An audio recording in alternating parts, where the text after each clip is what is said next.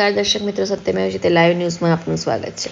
હરણી તળાવમાં લેક ઝોનમાં બોટ ઊંધી પડી જવાની દુર્ઘટનામાં ન્યૂ સનરાઈઝ તળાવના 12 બાળકો, એક શિક્ષિકા અને એક મહિલા સુપરવાઇઝર સહિત 14ના મોત થયા છે. આ દુર્ઘટના માટે જવાબદાર 18 આરોપીઓ સામે હરણી પોલીસ સ્ટેશનમાં ગુનો નોંધાયો છે, જે પૈકી અગાઉ પકડાયેલા 6 આરોપીઓના 5 દિવસના રિમાન્ડ પૂરા થતાં પોલીસે કોર્ટમાં રજૂ કરી વધુ 10 દિવસના રિમાન્ડની માંગ કરી હતી, જેની સામે કોર્ટે 6 દિવસના રિમાન્ડ મંજૂર કર્યા છે.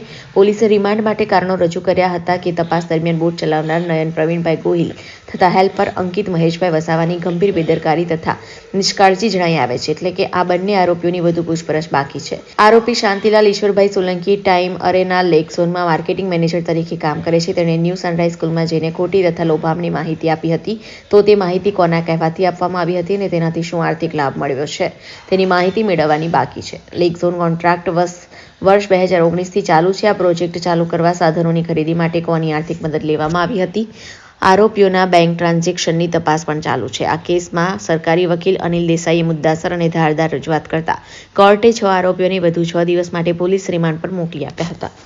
રિપોર્ટર સની સિંધે, સત્યમેવ જયતે લાઈવ ન્યૂઝ, વડોદરા.